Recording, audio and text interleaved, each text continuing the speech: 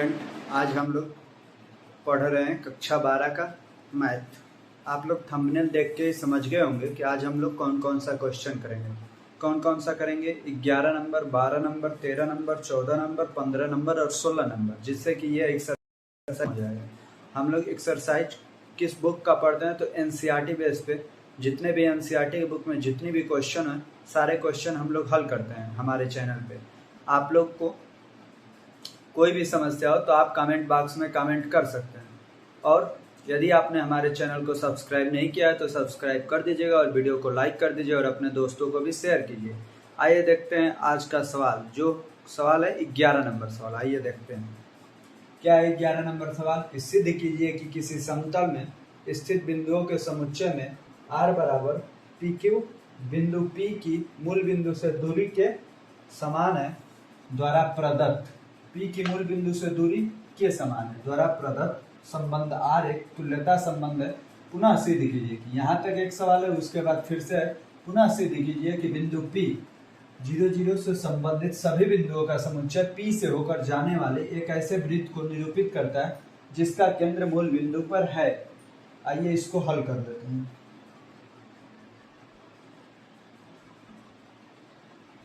यहाँ पे थोड़ा सा छूट गया, देखिए बिंदु P की मूल बिंदु से दूरी बिंदु P के मतलब Q के मूल बिंदु से दूरी के समान है। ये है क्वेश्चन, आप लोग अपने बुक में देख लीजिएगा। आइए इसे हल करते हैं। क्या है इसमें संबंध क्या दिया है? R बराबर P कामा Q। पी क्यू क्या है? तो पी क्यू बिंदु मूल बिंदु से दूरी दोनों की बराबर है। तो मान लेते हैं मूल बिंदु O है, जैसे यहाँ पे बना लेते हैं। ये हमारा हो गया x अक्ष, ये होगा y अक्ष। यहाँ पे कोई बिंदु P है, यहाँ पे कोई बिंदु Q है, ये हमारा O है। मूल बिंदु का निर्देशांक क्या होता है? 0, 0। तो मूल बिंदु से दूरी मतलब OP और OQ की दूरी समान है, तो OP बराबर OQ हम लोग लिख सकते हैं। ये हमारा हो गया संबंध। अब बताइए OP बराबर OQ है तो स्वतुल्य में क्या होता है? तुल्यता दिखाना है। तुल्यता के लिए क्या होता है? तुल्यता के लिए स्वतुल्य भी होना चाहिए, सममित भी होना चाहिए और संक्रामक भी होना चाहिए। तो आइए दिखाते हैं तुल्यता। तुल्यता में क्या होता है कि स्वयं से ही इक्वल होना चाहिए। तो जो OP है OP के बराबर होगी। कोई भी रेखा अपनी खुद से बराबर होती है। तो यहाँ पे लिख देंगे पहला OP बराबर OP मतलब P कामा P संबंध में है। इससे क्या हो गया हमारा? यह स्वतुल्य है। इससे यह हो जाएगा कि यह स्वतुल्य है।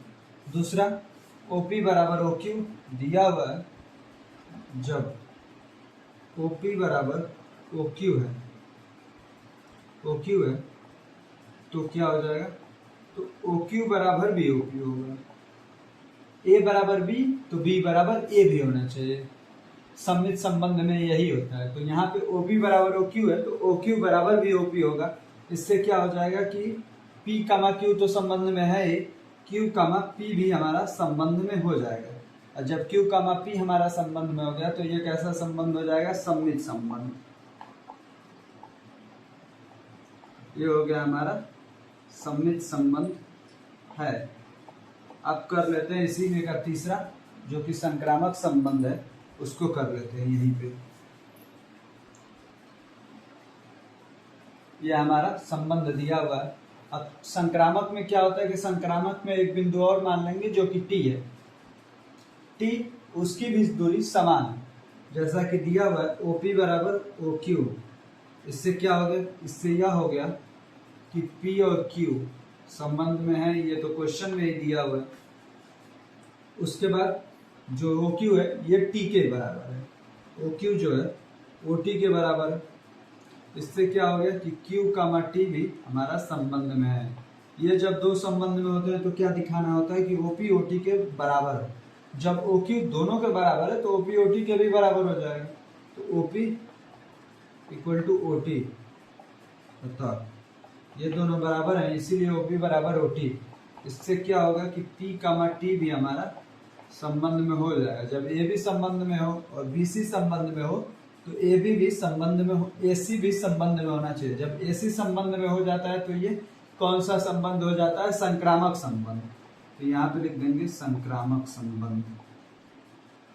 संक्रामक संबंध है। ये देखिए, जब ये तीनों संबंध हो गया तो ये स्वतुल्य भी है, सममित भी है और संक्रामक भी है, इसीलिए यह तुल्यता संबंध भी है। यहाँ पे लिख देंगे स्वतुल्य कामा सममित तथा संक्रामक संबंध है, इसलिए तुल्यता संबंध है।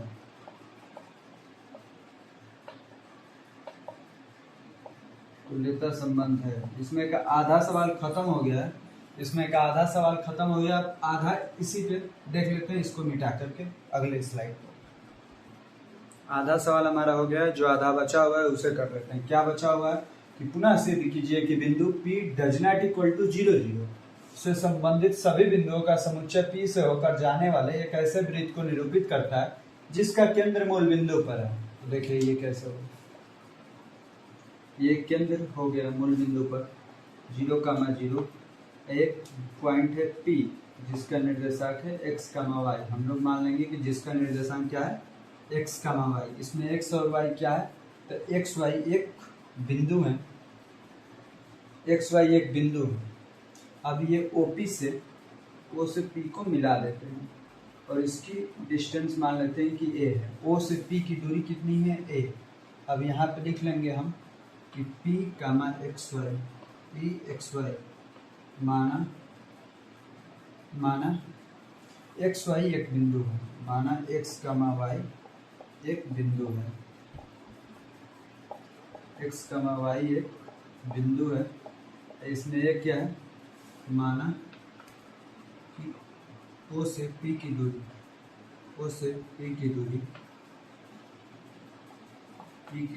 a है। एक हम लोगों ने फार्मूला पढ़ा हुआ क्लास 11 में है कि दो निर्देशांक के बीच की दूरी कैसे निकलती है, तो उस फार्मूले पे ये निकल जाएगा। OP बराबर क्या होता है? अंडर रूट में x2 माइनस में x1 का whole square plus y2 minus y1 का होल स्क्वायर, ये फार्मूला होता है। तो OP का मान क्या है? a। तो a equal to under root में x2 का मान क्या है? x2 का मान x हो गया, x1 का मान 0 है तो x माइनस 0 का स्क्वायर प्लस y2 का मान क्या है? तो y2 का मान y और y1 का मान 0, तो ये हो गया स्क्वायर। अब ये हो गया a बराबर अंडर रूट में x square plus y square, और इसके इक्वल टू में लिख सकते हैं, अंडर रूट हटाएंगे तो a स्क्वायर हो जाएगा। a स्क्वायर बराबर x square plus y square. ये रहा हमारा वृत्त का समीकरण, ये आ गया हमारा वृत्त का समीकरण। अब इसे हम लोग कैसे लिखते हैं, तो उसे लिख लेते हैं। इसी के ऊपर ये वाला मिटा के आप लोग लिख लीजिएगा या स्क्रीनशॉट कर लीजिएगा।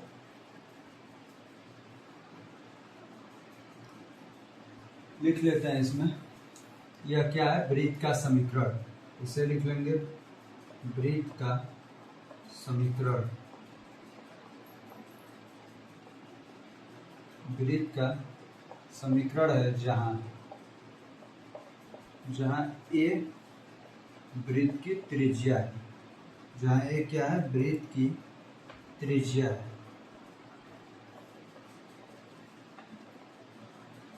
जहाँ a वृत्त की त्रिज्या है। देखिए आप लोग ये देखे होंगे, ये कब वृत्त का समीकरण हो रहा है? जब केंद्र मूल बिंदु हो। इसके अलावा एक और वृत्त का समीकरण होता है, उसको देख लेते हैं।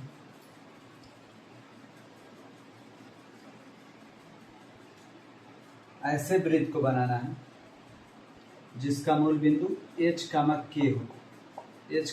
हो और त्रिज्या क्या हो? त्रिज्या हमारी r हो। तो इसके लिए समीकरण क्या बनता है? और इधर में जहाँ पे कोई निर्देशांक हो x, y, तो इसके लिए समीकरण क्या बनता है? r square equal to x minus h का square plus y minus k का स्क्वायर। ये हो जाता है उस वृत्त का समीकरण जिसका केंद्र मूल बिंदु ना हो, और जिसका केंद्र मूल बिंदु हो उसके लिए क्या होता है, तो त्रिज्या का square equal to x square plus y square. ये हमारा 11 नंबर क्वेश्चन कंप्लीट हो गया। अब कर लेते हैं इसके बाद वाला 12 नंबर क्वेश्चन। कर लेते हैं हम लोग 12 नंबर सवाल। आइए देखते हैं 12 नंबर सवाल है क्या। 12 नंबर सवाल है, सिद्ध कीजिए कि समस्त त्रिभुजों के समुच्चय में r बराबर t1, t2, t1 t2 के समरूप है। मतलब दो त्रिभुज हैं जिनका नाम दिया हुआ है, एक त्रिभुज का नाम t1, दूसरे का t2, और ये दिया हुआ है कि t1 t2 के समरूप है। समरूप का मतलब क्या है कि एक रूप जैसा है, भले ही आकार में समान नहीं है लेकिन रूप एक जैसा है। द्वारा परिभाषित संबंध r एक तुल्यता संबंध है। भुजाओं 3, 4, 5 वाले समकोण त्रिभुज t1, भुजाओं 5, 12, 13 वाले समकोण त्रिभुज t2 तथा भुजाओं 6, 8, 10 वाले समकोण त्रिभुज t3 पर विचार कीजिए। t1, t2 और t3 में कौन से त्रिभुज परस्पर संबंधित हैं। तो आइए सबसे पहले देख लेते हैं कि समरूप त्रिभुज होते क्या है।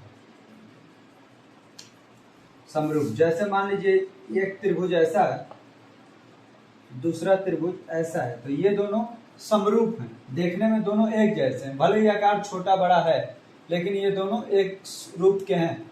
अब कोई ऐसा है, कोई ये नहीं कि कोई ऐसा हो जाए, तो ये दोनों समरूप नहीं है लेकिन ये दोनों समरूप हैं। समरूप का मतलब ये होता है कि रूप एक जैसा हो, भले ही आकार अलग अलग हो सकता है।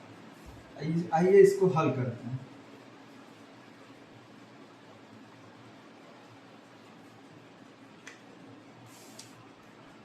देखिए हल क्या दिया हुआ है संबंध, उसको पहले लिख लेते हैं। r बराबर t1, t2। यहाँ पे t1 t2 क्या है, तो t1 t2 एक समरूप त्रिभुज है। t1, t2, ये साइन किसका है, तो ये साइन है हमारा समरूप का। इस साइन का मतलब क्या होता है कि समरूप। तो कोई भी त्रिभुज खुद के तो समरूप होगा ही, आपका रूप खुद से मिलता जुलता है, आपका रूप आपसे मिलता जुलता है, तो इसीलिए t1 t2 के जैसा है। अब पहला कंडीशन इसमें लिख देंगे कि t1 t2 t1 के जैसा है, t1 t1 के रूप जैसा है। इससे क्या हो जाएगा, इससे यह हो जाएगा कि t1, t1 ये दोनों संबंध में हैं। t1, t1 ये दोनों संबंध में है। दोनों संबंध में है, इससे का मतलब क्या है कि दोनों स्वतुल्य संबंध में है। दोनों में स्वतुल्य संबंध है। दोनों क्या है, दोनों खुद ही हैं। t1 और t1 खुद से तो कभी भी समरूप होगा। अब दूसरा इसी के लिए कर लेते हैं। दूसरा ये बताइए, जब t1 t2 से समरूप है, जैसे आप अपने पापा के शक्ल से मिलते हैं, आप अपने पापा के रूप जैसे हैं, तो आपके पापा भी तो आपके रूप के जैसे हो सकते हैं। तो t1 t2 के रूप का है, तो t2 भी t1 के रूप का होगा। t1 t2 के रूप का है, तो t2 भी t1 के रूप का है। तो इससे क्या हुआ कि t2, t1 ये दोनों संबंध में है। और क्वेश्चन में दिया हुआ है कि t1 और t2 संबंध में है, यहाँ पे t2 और t1 भी संबंध में हो गया। इससे क्या हो गया कि यह त्रिभुज सममित संबंध यहाँ पे बन गया।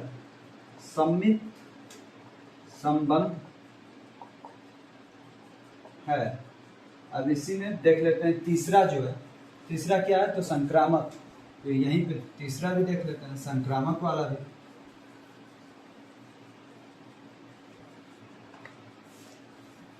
तीसरा t1 t2 दिया हुआ है, एक t3 मान लेंगे कि t1 t2 के समरूप का है, तो t2 t3 के समरूप का। ये बताइए t1 t2 के समरूप का, और यही t2 t3 के समरूप का है, तो t1 भी t3 के समरूप का हो जाएगा। इन दोनों से क्या हुआ कि t1 भी t3 के समरूप का हो गया। इससे क्या हुआ कि t1, t3 ये दोनों संबंध में हो गए। t1, t3 जब संबंध में हो जाते हैं तो इससे क्या होता है कि यह एक संक्रामक संबंध बन जाता है। यहाँ पे संक्रामक संबंध है, संक्रामक संबंध है।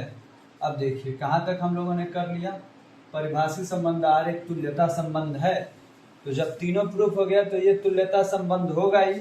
अब यहाँ पे लिख देंगे कि स्वतुल्य, स्वतुल्य है, स्वतुल्य सम्मित, स्वतुल्य सम्मित तथा संक्रामक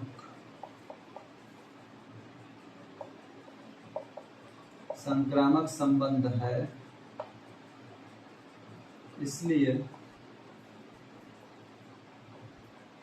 इसलिए तुल्यता संबंध भी है,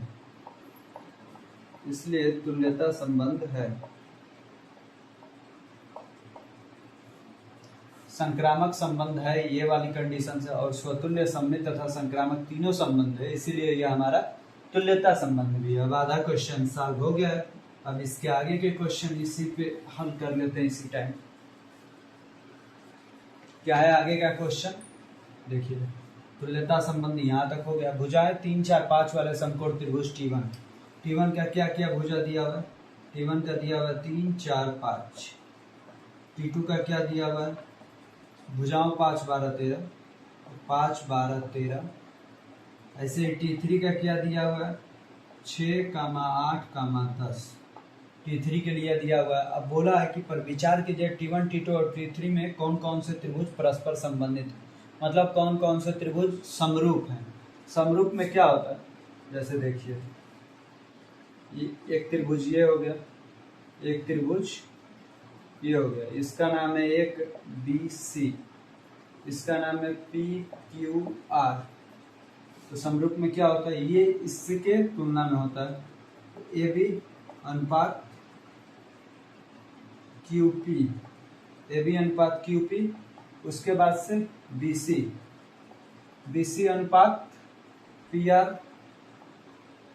इक्वल टू CA, मतलब AC अनुपात क्या हो जाएगा, AC अनुपात QR, यहाँ पे हो जाएगा QR। अब इस फिगर को मिटा लेते हैं, ये हमारा समरूप जिस फार्मूले पर होता है उस अनुपात को लिख लीजिए। जब कोई त्रिभुज की सारी भुजाएं इस अनुपात में होंगी तो वह त्रिभुज हमारा समरूप होगा। अब T1 और T2 को एक साथ करके देखते हैं। 3/5 जिस रेशियो में है उसी रेशियो में 4/12 और 5/13 होने चाहिए, लेकिन इसमें से कोई भी नहीं है। इससे क्या होगा, लिख लेंगे कि T1, T2 समरूप नहीं, यहाँ पे लिख लेंगे कि समरूप नहीं है। अब तीसरा कंडीशन AB/QP। अब तीसरा मतलब T1 से T3 का देखेंगे, 3/6, 4/8 बराबर 5/10। 3 जिस रेशियो से 6 के साथ है, 4 भी उसी रेशियो से 8 के साथ है और 5 भी उसी रेशियो से 10 के साथ है। अतः ये तीनों सही अनुपात में, इससे क्या होगा कि T2 T3 के समरूप हो जाएगा, T2 T3 के समरूप है, T2 T3 के समरूप है। इससे क्या होगा कि इससे हमारा ये हो गया कि ये सवाल खत्म हो गया 12 नंबर। इसमें हम लोगों को मालूम चल गया कि T1 T2 के समरूप नहीं है, T2 T3 के समरूप होता है। समरूप चेक करने का फॉर्मूला क्या होता है, तो ये AB/QP, BC/PR, AC/QR। दो फिगर जो भी होते हैं, दो त्रिभुज जो होते हैं, उन दोनों त्रिभुजों का प्रत्येक भुजा का एक दूसरे से अनुपात कर लेते हैं, और यदि वो अनुपात तीनों एक बराबर हो तो वो त्रिभुज समरूप होता है। अब आइए हम लोग देख लेते हैं 13 नंबर सवाल। अब हम लोग कर लेते हैं 13 नंबर सवाल। 13 नंबर सवाल हम लोगों का क्या है, आइए देखते हैं। 13 नंबर सवाल है, सिद्ध कीजिए कि समस्त बहुभुजों के समुच्चय में R बराबर P1, P2, P1 तथा P2 की भुजाओं की संख्या समान है प्रकार से परिभाषित संबंध R एक तुल्यता संबंध है। यहाँ पे और क्या दिया है, 3, 4 और 5 लंबाई की भुजाओं वाले समकोण त्रिभुज से संबंधित समुच्चय A के सभी अवयवों का समुच्चय ज्ञात कीजिए। इसमें क्या दिया हुआ है, हल में लिख लेते हैं। सबसे पहले संबंध R बराबर P1, P2, जहाँ P1 और P2 क्या है, तो P1 तथा P2 भुजाओं की संख्या है। दो आकृतियां हैं जिसमें भुजाओं की संख्या समान है, भुजाओं की संख्या समान है। भुजाओं की संख्या समान है मतलब वो कैसी भी आकृति हो, त्रिभुज कैसा भी हो, त्रिभुज में 3 भुजा ही होती है, तो ये भुजाओं का सवाल है। जैसे मान लीजिए कहीं पे 6 भुजा वाला कोई फिगर बना लिया गया, एक त्रिभुज, एक ये हो गया, दूसरा ये हो गया, तीसरा क्या हो सकता है,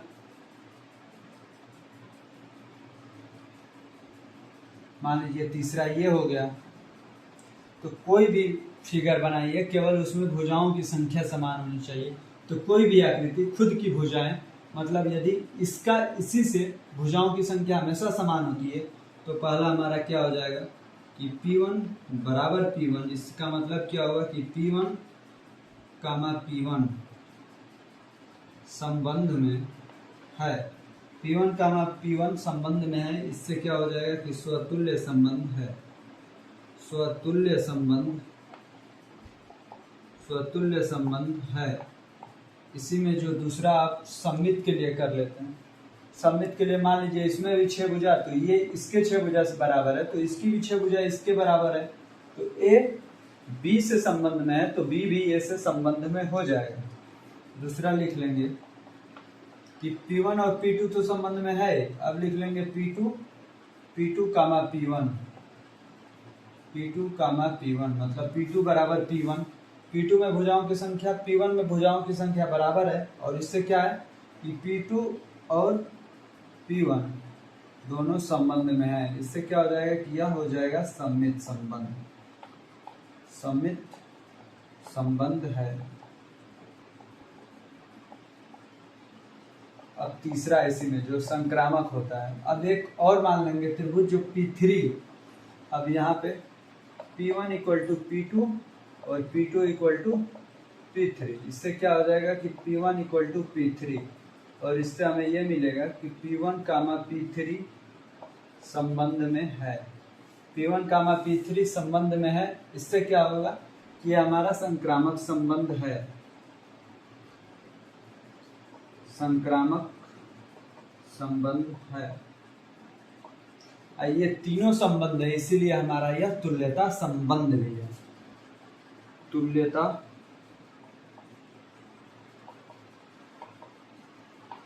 तुल्यता संबंध है। और इसमें पूछा है कि A के सभी अवयवों का समुच्चय ज्ञात कीजिए, तो A के सभी अवयवों में क्या लिख लेंगे, A सभी अवयवों में क्या होंगे, त्रिभुजों। जैसे ये त्रिभुज की बात कर रहा है, 3, 4 और 5 लंबाई की भुजाओं वाले समकोण त्रिभुज, तो त्रिभुज ही होगा। तो त्रिभुजों का समुच्चय लिख लेंगे, त्रिभुजों का समुच्चय, और इसे मझले कोष्ठक में बंद कर लेंगे। यही हो जाएगा इसके सिम, जैसे संबंधित समुच्चय के सभी अवयवों का समुच्चय, सभी अवयवों का समुच्चय यही हो जाएगा कि त्रिभुजों का समुच्चय। आइए अब हम लोग देख लेते हैं 14 नंबर सवाल।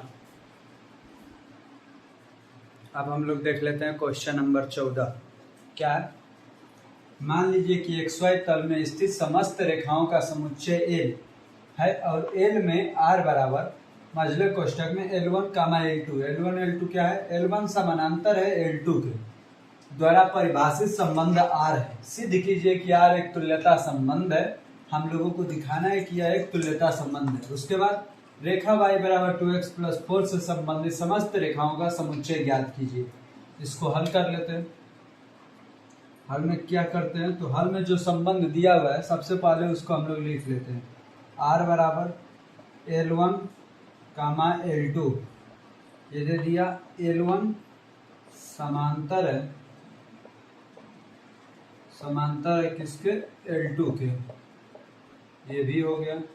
अब इसको प्रूफ करना, तो ये बताइए L1 कोई भी रेखा खुद के हमेशा समानांतर होती है, कोई भी रेखा खुद से समानांतर ही होती है। तो इसके लिए पहली कंडीशन हमारी हो जाएगी L1 समानांतर L1। ये डबल लाइन किसकी प्रतीक होती है, तो समानांतर की। इसका मतलब होता है समानांतर, L1 L2 के L1 के ही समानांतर है।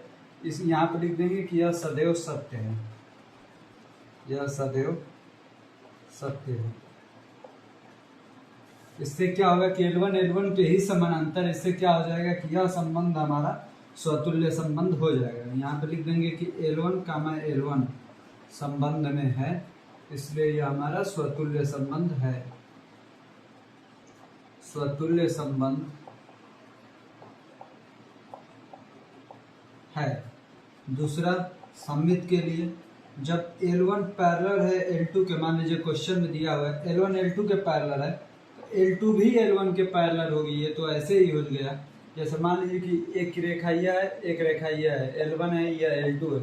जब ये इसके पैरेलल है तो ये भी इसके पैरेलल हो जाएगी, दोनों एक दूसरे के समानांतर हो जाएंगे। अब इसको लिख लेते हैं सममित के लिए, L1 L2 के पैरेलल है और L2 L1 के पैरेलल है। हमें दिया हुआ है कि L1 L2 संबंध में है, तो अब L2, L1 भी संबंध में हो गया। L1 L2 भी संबंध में हो गया। जब L2 और L1 भी संबंध में हो गया तो ये कैसा संबंध हो जाएगा? सममित संबंध। यहाँ पे लिख देंगे कि सममित संबंध है, सममित संबंध है। अब तीसरा कर लेंगे संक्रामक के लिए। तीसरा क्या हो जाएगा?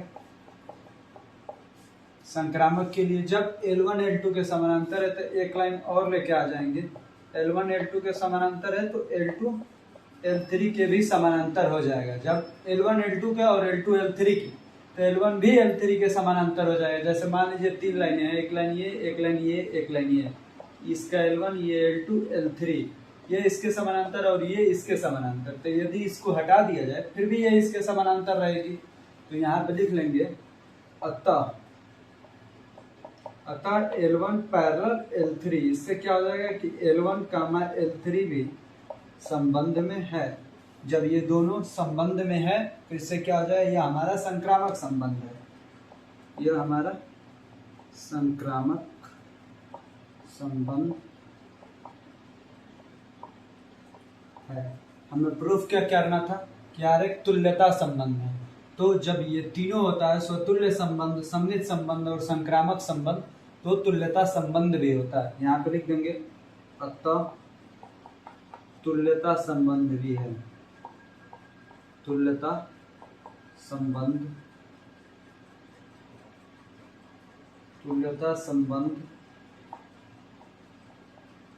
भी है।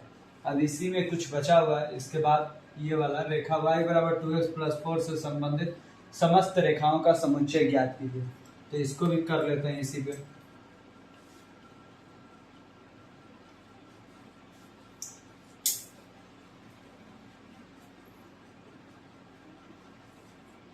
देखिए इसके लिए क्या होगा, इसके लिए आप लोगों ने एक फॉर्मूला पढ़ा होगा कि किसी रेखा y बराबर, किसी रेखा मान लीजिए y बराबर mx+c, आप लोगों ने ये देखा ही होगा समीकरण। किसी रेखा y बराबर mx+c के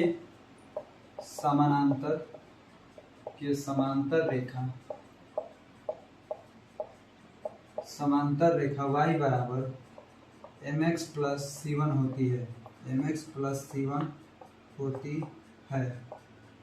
मतलब केवल c का मान बदल दीजिए, दूसरी रेखा समानांतर मिल जाती है। तो इसमें क्या दिया हुआ, y बराबर 2x+4, तो आप लोग लिख देंगे y बराबर 2x+c।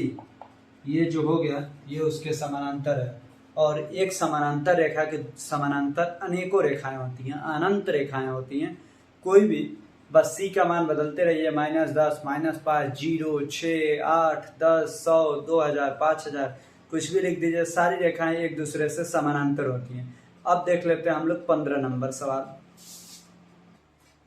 अब देख लेते हैं 15 नंबर सवाल। 15 नंबर जो सवाल है यह है बहुविकल्पी। आइए देखते हैं। मान लीजिए कि समुच्चय 1, 2, 3, 4 में r बराबर 1, 2, 2, 2, 1, 1, 4, 4, 1, 3, 3, 3, 3, 2 द्वारा परिभाषित संबंध r है। निम्नलिखित में से सही उत्तर चुनिए। पहला क्या है? r स्वतुल्य तथा सममित है किंतु संक्रामक नहीं है। r स्वतुल्य तथा संक्रामक है किंतु सममित नहीं है। r सममित तथा संक्रामक है किंतु स्वतुल्य नहीं है। r एक तुल्यता संबंध है। सबसे पहले जो समुच्चय दिया हुआ है उसको लिख लेते हैं। क्या दिया है? 1, 2, 2, 2। तीसरा क्या है? 1, 1। चौथा क्या हमारा? 4, 4।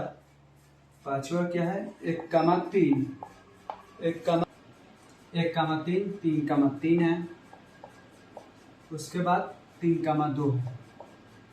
यह हमारा दिया हुआ है अवयव। इसमें देखिए स्वतुल्य के लिए क्या होता है? 1, 2, 3, 4 में सभी इसमें होने चाहिए खुद के साथ जुड़े हुए। तो 1,1 भी है, 2,2 भी है, 3,3 भी है, 4,4 भी है। तो ये तो फिक्स हो गया कि यह स्वतुल्य होगा। यह हमारा फिक्स हो गया कि स्वतुल्य होगा ही। अब सम्मित के लिए चेक करते हैं। सम्मित के लिए 1,2 बचा, 1,3 बचा, 3,2 बचा। तो क्या 1,2 है? 1,2 है तो इसके लिए होना चाहिए 2,1 और 2,1 नहीं है, मतलब हमारा सम्मित नहीं है। सम्मित क्या हो जाएगा? सम्मित नहीं है। अब इसके बाद से जो संक्रामक वाली कंडीशन होती है, संक्रामक में क्या होता है कि A, B यदि है तो B, C है तो A, C भी होना चाहिए। जैसे 1, 2 के साथ जुड़ा हुआ है, 1, 2 के साथ जुड़ा है तो 1, 2 छोड़ देते हैं, इसको देखते हैं। 1, 3 के साथ जुड़ा है, 1, 3 के साथ, और 3, 2 के साथ जुड़ा है तो 1, 2 के साथ भी जुड़ा हुआ है। देखिए 1, 3 के साथ जुड़ा है तो 3, 2 के साथ जुड़ा है तो 1 यहाँ 2 के साथ भी जुड़ा हुआ है, इसलिए यह हमारा संक्रामक है। यहाँ पे लिख लेते हैं संक्रामक। संक्रामक है। अब देखिए वही वाला विकल्प सही होगा जिसमें स्वतुल्य और संक्रामक हो, सम्मित नहीं। कौन सा विकल्प सही हो जाएगा? स्वतुल्य तथा संक्रामक। बी ऑप्शन सही हो जाएगा। इसमें दिया स्वतुल्य तथा संक्रामक है किंतु सम्मित नहीं है। अब हम लोग कर लेते हैं 16 नंबर सवाल। अब हम कर लेते हैं 16 नंबर सवाल। देखते हैं 16 नंबर सवाल क्या है। 16 नंबर सवाल है, मान लीजिए कि समुच्चय n में r बराबर, n क्या होता है? प्राकृतिक संख्या। r बराबर a, b, a बराबर b-2, a बराबर क्या है? b-2, a बराबर b-2। b का मान क्या होना चाहिए? b का मान 6 से बड़ा होना चाहिए। द्वारा प्रदत्त संबंध r है, निम्नलिखित में से सही उत्तर चुनिए। पहला ऑप्शन 2 चर r से संबंध में हो, 3, 8 भी संबंध में हो, 6, 8 संबंध में हो, 8, 7 संबंध में। और b का मान क्या रखना है? 6 से बड़ा रखना है। b का मान देखते हैं 6 से बड़ा क्या है? 7 है, 8 है, 8 है। ए ऑप्शन तो ऐसे ही गलत हो जाएगा क्योंकि b का मान 4 है।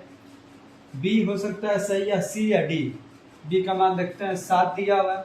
जब b की जगह पे 7 रखेंगे तो 7 में से 2 जाएगा, a का मान क्या हो जाएगा? 5। जब b का मान 8 रखेंगे तो a का मान 8 में से 2 जाएगा 6। तब ये दो ऑप्शन जिस विकल्प में होंगे वही विकल्प सही हो जाएगा। तो 7 के साथ 8 है तो ये वाला गलत हो गया। यहाँ पे 8 के साथ 3 है तो ये वाला भी गलत हो गया। अब हमारा सी वाला ऑप्शन सही हो गया। ये रहा आज हम लोगों का प्रश्नावली 1.1 खत्म हो गया है। हमें उम्मीद है कि भली बात ही आपको समझ में आया होगा। हमने भरसक प्रयास किया आपको समझाने का। फिर भी यदि आपको कहीं पे डाउट रह गया हो तो आप कमेंट बॉक्स में कमेंट कर सकते हैं। बाकी धन्यवाद आपको हमारे चैनल के साथ जुड़े रहने के लिए। यदि आपने हमारे चैनल को सब्सक्राइब नहीं किया है तो सब्सक्राइब भी कर लीजिए और वीडियो को लाइक भी कर दीजिए और अपने दोस्तों को भी शेयर कर दीजिए। बाकी धन्यवाद आपको।